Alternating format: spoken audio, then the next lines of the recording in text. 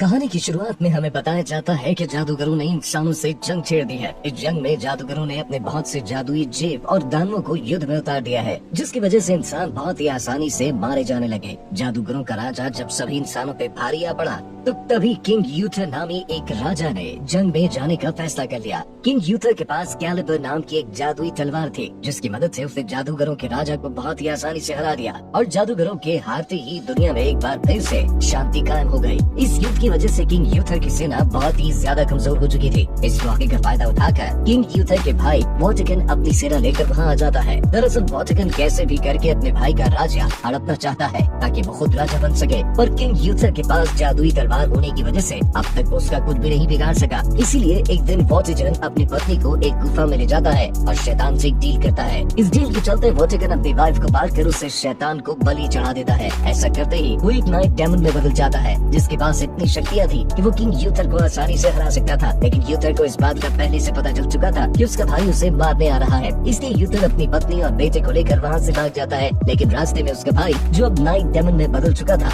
यूथर की पत्नी को जान से मार देता है और उसके बाद यूथर अपने बेटे को एक नाव में बैठाकर दूर भेज देता है, जिसके बाद वो अपनी कैलिबर तलवार लेकर नाइट डेमन से फाइट करने लगता है। इसी के साथ ये सीन यहाँ से कट होकर कुछ सालों बाद का समय दिखाया जाता है, जहाँ हमें ये पता चलता है कि किंग यूथर को डेमन नाइट ने मार दिया था, मगर उसका बेटा नदी में बहते हुए एक महिला को मिल जाता है, जिन्होंने उसे ऑर्फन हाउस भेज दिया था। दूसरी तरफ वोटिकन ने खुद को नया राजा बना लिया था और उसके राज्य के लोग उससे बहुत ज्यादा डरा करते थे, क्योंकि वोटिकन एक बुरा राजा था। वहीं उसने उस टावर का रिकंस्ट्रक्शन भी शुरू करवा दिया होता है, जिसकी मदद से जादूगरों को शक्तियाँ मिला करती थी और इंसान को ये डर था कि अगर ये टावर बन के तैयार हो गया तो जादूगरों को उनकी शक्तियाँ वापस मिल जाएंगी और ऐसा होते ही इंसानों और जादूगरों के बीच फिर से युद्ध शुरू हो सकता है। लेकिन वोटिकन को इस बात का कोई डर नहीं होता। इंसानों और जादूगरों में दोबारा से जंग शुरू हो सकती है, क्योंकि वो खुद भी जादूगरों के साथ काफी सालों तक रहा था, इसलिए उसे भी छोटा मोटा जादू करना आता था। वोटिकन उस टावर को दोबारा से बनवा कर उसकी जादुई शक्तियों को हासिल करके दुनिया का सबसे शक्तिशाली इंसान बनने का सपना देख रहा होता है।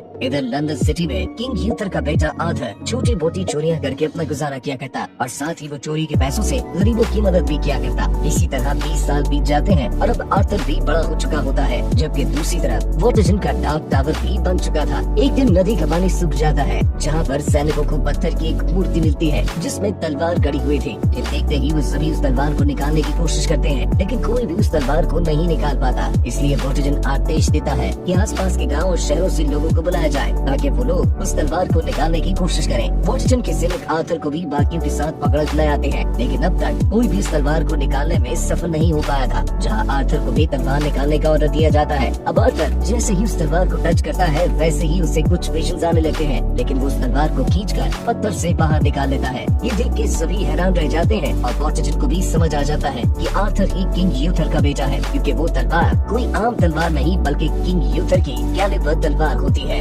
जिससे यूथर ने पिछले युद्ध में जादूगरों के राजा को हराया था। हालांकि तलवार की शक्तियों के कारण आर्थर बेहोश हो जाता है और वोटिकन के साथ साथ राज्य के लोगों को भी पता चल जाता है कि आर्थर ही यूथर का बेटा है। अब इससे पहले कि राज्य के लोग वोटिकन के खिलाफ बगावत करते, वो आर्थर को जेल में डलवा देता है और जेल में आर्थर से मिलने जाता है, जहाँ वो आर्थर से कहता है कि मैं कल तुम्हें सबके सामने उस तलवार को उठाने के लिए गाऊंगा, लेकिन तुम उस तलवार को मत उठाना। अगर तुमने मेरी बात नहीं मानी तो मैं जेल में कैद तुम्हारे बाकी साथियों को जान से मरवा दूंगा। फिर अगले दिन आर्थर से कहा जाता है कि वो उस तलवार को उठाकर उसकी शक्तियों का प्रयोग करे, लेकिन आर्थर ऐसा नहीं करता। इस पर वोटिकन अपने राज्य के लोगों से कहता है कि आर्थर किंग यूथर का बेटा नहीं है और ऐसा कह के वो उसे मौत की सजा सुना देता है। अब इससे पहले कि आर्थर को मौत की सजा दी जाती, वहाँ मैग नामी एक जादूगरनी, जिसके अंदर जानवरों को कंट्रोल करने की शक्तियाँ होती है, तो काफी सारे जानवरों को कंट्रोल करके वोटिकन के सैनिकों पर हमला करवा देती है। तभी वहाँ यूथर के आदमी आकर आर्थर की जान बचाकर भगा ले जाते हैं। तो सभी आर्थर को बचाकर अपने इलाके में ले जाते हैं, जहाँ आर्थर एक बार फिर उस तलवार को उठाता है, लेकिन ऐसा करने से वो दोबारा से बेहोश हो जाता है। यहाँ पर सभी लोगों ने आर्थर को अपना राजा मान लिया होता है, लेकिन आर्थर को इस बात पर विश्वास ही नहीं होता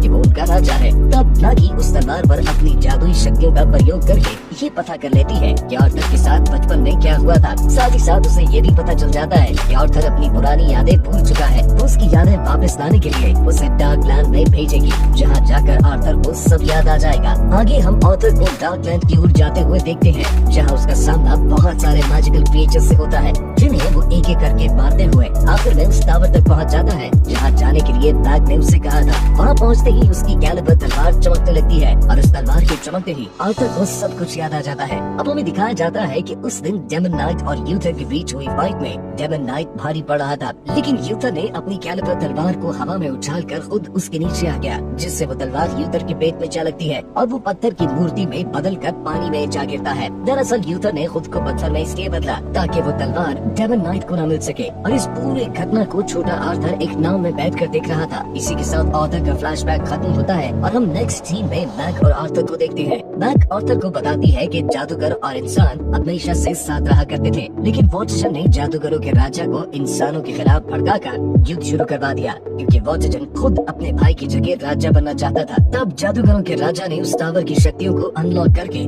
इंसानों के खिलाफ हुए सभी युद्ध को जीत लिया, लेकिन आखिर में किंग यूथर ने उस जादूगर को हरा के उसके डार्क टावर को ही नष्ट कर दिया, क्योंकि उसकी काली शक्तियाँ उसी डार्क टावर से आती थी। और साथ ही किंग यूथर ने अपनी कैलिबर तलवार को अपने खून से जोड़ दिया, यानी अब वो तलवार उसके ही वंशज के लोग कंट्रोल कर पाएंगे। जैसे किंग यूथर के बाद आर्थर ही उस तलवार को इस्तेमाल कर पाएगा, और उसके बाद आर्थर का बेटा मैग आगे बताती है कि वॉटसन उस डार्क टावर को और भी ज्यादा ऊंचा करवा रहा है, और वो टावर जितना ज्यादा ऊंचा होगा वॉटसन की शक्तियाँ भी उतनी ही ज्यादा बढ़ती जाएंगी। इसीलिए हमें वॉटसन को रोकना होगा, वरना बाद में उसे कैलिबर तलवार से भी नहीं रोका जा सकेगा। जिसके बाद आर्थर और उसके साथी ब्रिटेन देश के एक पावरफुल फैमिली के लोगों से मिलते हैं, जिनके पास बहुत सारे पैसे, हथियार और एक मजबूत आर्मी भी थी। यहाँ आर्थर उन्हें समझाता है कि वो किंग यूथर का बेटा है, जो इस राज्य का असली वारिस है। ये सुनकर वो परिवार भी आर्थर का साथ देने के लिए तैयार हो जाता है, और अब उनका सबसे पहला मिशन डार्क टावर को कंप्लीट होने से रोकना है, जिसके लिए वो लोग एक शिप को पूरी तरह से बर्बाद कर देते हैं, क्योंकि उसी शिप में डार्क टावर को बनाने का रॉ मटेरियल ले जाया जा रहा था। साथ ही वो लोग वॉटसन के कासल में भी आग लगा देते हैं। इस सब के बाद वॉटसन को मारने की प्लानिंग में लग जाते हैं, लेकिन वॉटसन को उनके प्लान का पता चल जाता है, इसीलिए वो अपना एक बहरूपिया तैयार करता है, जिससे आर्थर का एक साथी तीर चलाकर जान से मार देता है। अब उसके मरते ही वॉटसन के सैनिकों को आर्थर के साथियों की लोकेशन का पता चल जाता है कि आखिर वो लोग कहाँ छुपे हुए हैं, जिसके बाद वो लोग बैग को भी पकड़ लेते हैं। आर्थर अपने साथियों को मुसीबत में फंसा देखकर अपनी कैलिबर तलवार को उठा लेता है, और फिर वो उसके एक ही वार से वॉटसन के सभी सैनिकों को मार गिराता है। ये देखकर हम समझ पाते हैं कि उसकी तलवार में अनलिमिटेड पावर्स है। हालांकि इतने सारे लोगों को मारने के बाद आर्थर को बहुत बुरा फील होता है, क्योंकि वो सैनिक तो सिर्फ अपने राजा के ऑर्डर को फॉलो कर रहे थे और उनकी आर्थर से कोई पर्सनल दुश्मनी नहीं थी। इसी सब में वॉटसन भी उसके एक साथी को जान से मार देता है, जिसके बाद आर्थर अपने बाकी साथियों को एक नाव में बिठाकर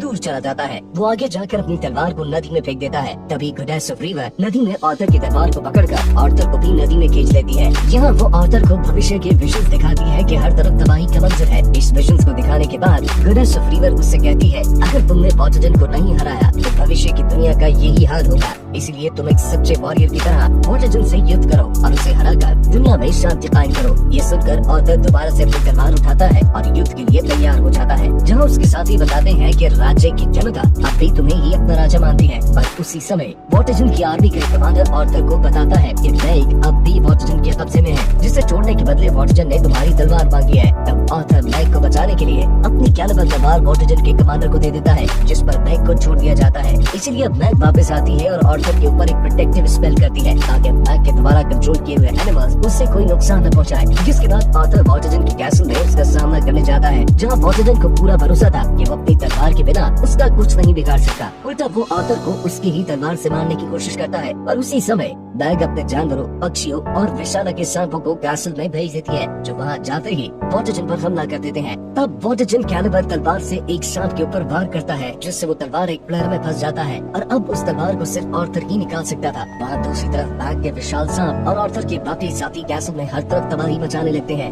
ये देखकर वॉटसन समझ जाता है कि वो उनका सामना नहीं कर सकता, इसीलिए वो पिछली बार की तरह अपनी दूसरी पत्नी को भी मार देता है और दोबारा से डेमन नाइट में बदल जाता है। इसके कुछ देर बाद आर्थर भी कैलिबर तलवार को बैलर से निकालकर और वॉटसन के साथियों को मारते हुए आखिर में डेमन नाइट से फाइट करने लगता है। इस फाइट में डेमन नाइट जो आर्थर पर भारी पड़ रहा था वो उससे कहता है कि सॉट बिलोंग टू मी, और यही बात उसे अपने भाई यूथस से भी कही थी। ये सुनकर आर्थर को बहुत ज्यादा गुस्सा आता है और वो गुस्से में डेमन नाइट पर एक के बाद एक कई बार वार करता है, लेकिन वो अब भी डेमन नाइट को नहीं हरा पाता। तब उसे समझ आता है कि अगर वो इस तलवार की शक्तियों का फुल यूज करना चाहता है तो उसे शांत रहना होगा। फिर वो अपने गुस्से को शांत करके डेमन नाइट पर वार करता है, जिससे आखिरकार वो उसे मार के उसकी असली फॉर्म यानी वॉटजन के रूप में ले आता है, जहाँ घायल होने की वजह से वॉटजन मारा जाता है। वॉटजन के पड़ते ही डाउन टावर भी डिस्ट्रॉय हो जाता है, यानी अब उनके राज्य में फिर से शांति लौट आई है। इस कहानी के लास्ट सीन में हमें दिखाया जाता है कि आर्थर को उस राज्य का राजा बना दिया गया है, और इसी के साथ ये कहानी यहीं